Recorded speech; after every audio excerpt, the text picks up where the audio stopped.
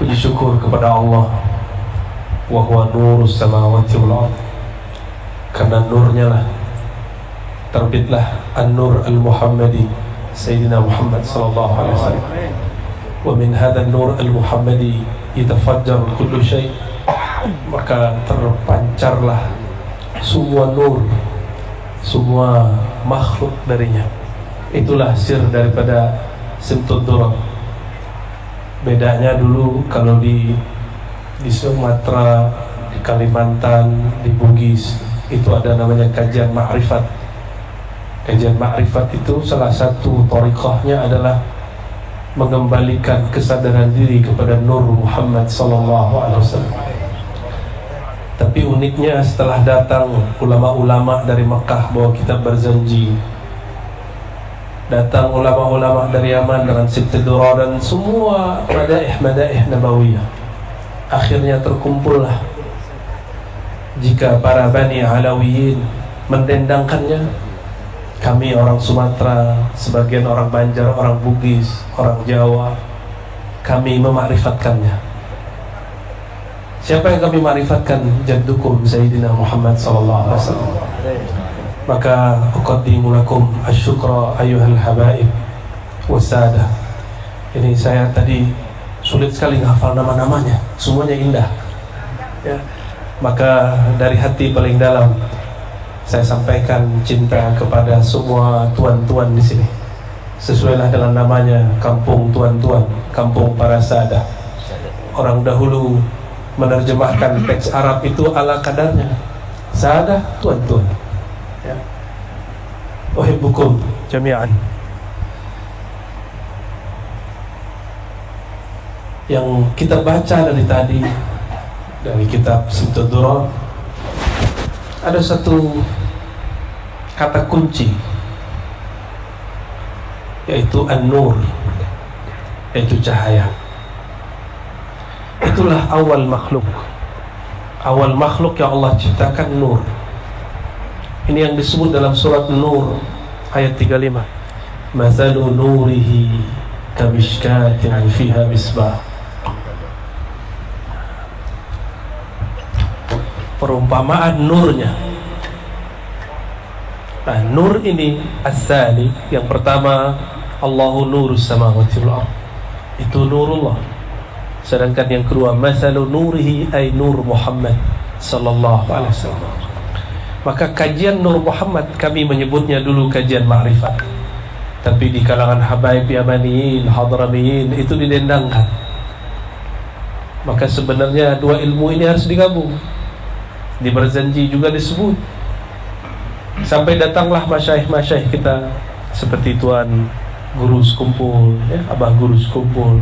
Beliau menggabungkan antara mendendangkan madaih ini dengan kajian nur Nabi Muhammad sallallahu alaihi wasallam. Kalau di Sumatera hanya kajian ma'rifat, tapi maulidnya jarang. Di kampung saya di Padang, baru-baru ini bahkan ada ustadz di sana tidak percaya ada Habib. Ada tadi Habib. Inna akramakum minallahi atqakum. Ayatnya sahih, ayatnya benar, pemahamannya yang tidak benar. Ayat ini bukan untuk menafikan adanya zuriat Nabi Muhammad SAW. Ayat ini bukan untuk mengatakan orang yang bukan zuriat sama dengan zuriat. Itu syai'ani yakhtalifani, dua hal yang berbeda. Tapi ada yang bertanya, kenapa ada Habib, ada yang bukan Habib? Kenapa ada Sayyid, ada bukan Sayyid? Dulu pernah terpikirkah Habib, Sayyid? Pernah terpikir? Ya. Kenapa saya terlahir bukan sebagai Sayyid, sedangkan antum terlahir sebagai Sayyid, Syarif? Pernah janjian dulu? Kan nggak pernah. Berarti itu nikmat. Nikmat yang disebut dalam kitab Al-Hikam. Nikmat apa? Nikmat Allah adakan. Nikmat wujud. Nikmat yang Allah wujudkan. Kita nggak pernah berkehendak dan nggak pernah memilih. Tapi secara ilmu ma'rifat ada rahasianya. Ketika Allah mengatakan alastu bi rabbikum, qalu bala syahidna. Dan ulama sepakat, awwalu man qala syahidna Sayyiduna Muhammad sallallahu alaihi wasallam, ruh Sayyidina Muhammad sallallahu alaihi wasallam. Yang pertama kali menjawab, alastu bi rabbikum, bukankah aku Rabbmu, penciptamu? Semuanya menjawab. Semua ruh yang sudah dibalut cahaya menjawab, bala. Tapi yang pertama memulai adalah Nur Muhammad sallallahu alaihi wasallam. Itu nur, di dalamnya ada ruh. Cangkangnya namanya nur. Di saat itu ada nur yang memandang kepada yang membaca bala. Lalu dia jatuh cinta. Ketika Allah kirimkan ke muka bumi, dia lahir sebagai bin Syahab, Al-Gadri, Idrus, Habsyi, Haddad, Saggaf, Mahjub, apalagi macam-macam semuanya. Dan kita beruntung di negeri ini. Hadzal balad burika bikum ayyuhas sadah. Negeri kami, negeri kita ini diberkahi karena ada nasab baginda Nabi Muhammad sallallahu alaihi wasallam. Ya. Oleh karena itu saya bersyukur dipertemukan dengan guru-guru mulia yang mengenalkan saya kepada zuriat Nabi sallallahu alaihi wasallam, wabil khusus Syekhi Muhammad Hasan Hitu wa Syekhi Taufiq bin Muhammad Sa'id Ramadan Al-Buti, Syekhi Badi' Sayyid Al-Laham. Mereka lah bertiga yang mengenalkan saya tentang hurmah hadhi as-salasil az-zahabiyah.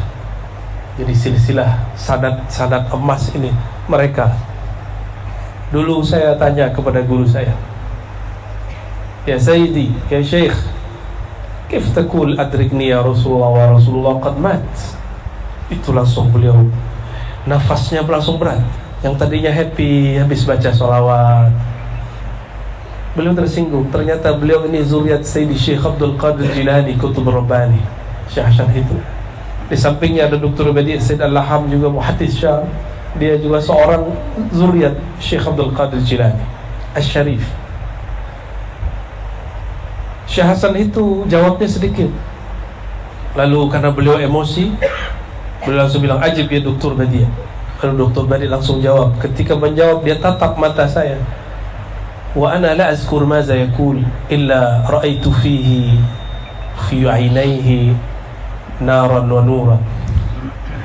Jadi ketika beliau jawab, saya tidak lihat apa-apa kecuali nur dan nar. Tapi narnya lebih kuat sehingga saya jatuh sakit 2 bulan berturut-turut. Tapi itulah penghabisan kejahilan kami mengenal zuriat Nabi Muhammad sallallahu alaihi wasallam. Alhamdulillah, itu sakit tapi menyembuhkan. Itu pertanyaan, kalau Allah tidak takdirkan saya bertanya, saya tidak akan duduk hari ini di sini, sore ini di sini. Karena bagi saya dulu enggak ada habaib. Dulu tidak ada. Fatubtu ilallahi tabaraka wa ta'ala. Saya minta ampun kepada Allah Subhanahu wa ta'ala. Lalu kami mengkajilah satu kitab. Di Sahih Muslim ada satu teks. Apa kata Nabi Muhammad SAW? Ini hadis saya bacakan. Itu banyak orang ketakutan. Takut Ar-Razi dituduh Syiah Rafidah. Saya bilang ini hadis as-sahul kitab ba'da Sahih Al-Bukhari. Kitab yang paling sahih setelah Sahih Al-Bukhari. Wa ana min ahli sunnah. Saya ahli sunnah. Di dalam itu Allah SWT menggerakkan Nabi SAW berkala, inni tarikun fikum thaqalain. Tapi memang kalau yang baca hadis ini habaib kelihatan narsis dan rasis. Tapi kalau baca Ar-Razi yang masih apa tadi istilahnya, BSA, istilah baru itu, bid'ah antum itu ya. Apa kepanjangannya tadi Bu ya? BSA apa? Bukan ahwal, bukan Semarang ahwal, fam baru, ngengkot ya. Hadis Sahih Imam Muslim, beliau mengatakan, inni tarikun, sungguh aku menitipkan, meninggalkan kepada kalian thaqalain, 2 yang berat, 2 beban yang berat, 2 amanah yang berat. 1 kitab Allah, 1 itarati. Kalau di hadis itu ahla baiti, Lalu Nabi SAW mengulang-ulang, "Uhadzirukumullah fi ahli baiti." Diulang 3 kali, "Uhadzirukumullah fi ahli baiti." Hati-hati, aku ingatkan kalian terhadap ahlu baitku. Maka saya sampaikan, jika ada sul adab kami yang tidak tepat, mohon dimaklumi. Maklum mu'alaf mu'alaf cinta habaib. Dulunya benci, dulunya gak percaya. Para sadah, para masyaikh, para du'at, hadis ini kenapa tidak banyak dibaca orang?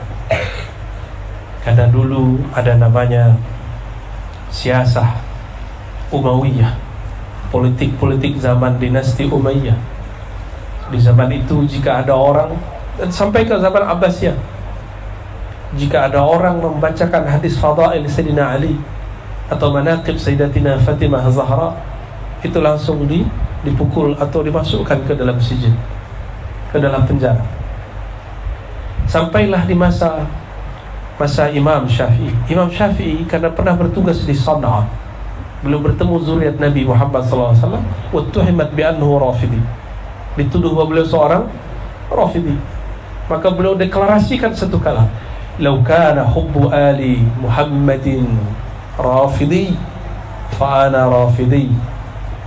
Kalau mencintai Ahlul Bait itu Rafidah. Rafidah itu ungkapan negatif terhadap Syiah. Syiah yang mana? Syiah yang membenci kepada sahabat-sahabat dan istri-istri Nabi, kecuali Sayyidah Khadijah dan Ummu Salamah. Fa ana Rafidi, kata beliau, akulah Rafidi. Maka di situ Imam Syafi'i menolak sikap-sikap orang yang menyamakan hubbu Ahlul Bait dengan Rafidah. Oleh karena itu usul Ahlus Sunnah, pokok Ahlus Sunnah salah satunya hubbu ahli baitin Nabi Muhammad sallallahu alaihi wasallam. Kita punya cucu kita dibenci orang, terimakah? Ya terima. Bayangkan jika Nabi Muhammad sallallahu alaihi wasallam ada, lalu ada orang membenci zuriatnya sallallahu alaihi wasallam, tentu beliau tidak terima. Orang-orang yang memandang Nabi Muhammad SAW ruh Muhammad di alam arwah, maka dia terlahir sebagai zuriat Nabi jika dia jatuh cinta. Tapi ada yang terlahir bukan sebagai zuriat, terlahir sebagai ulama.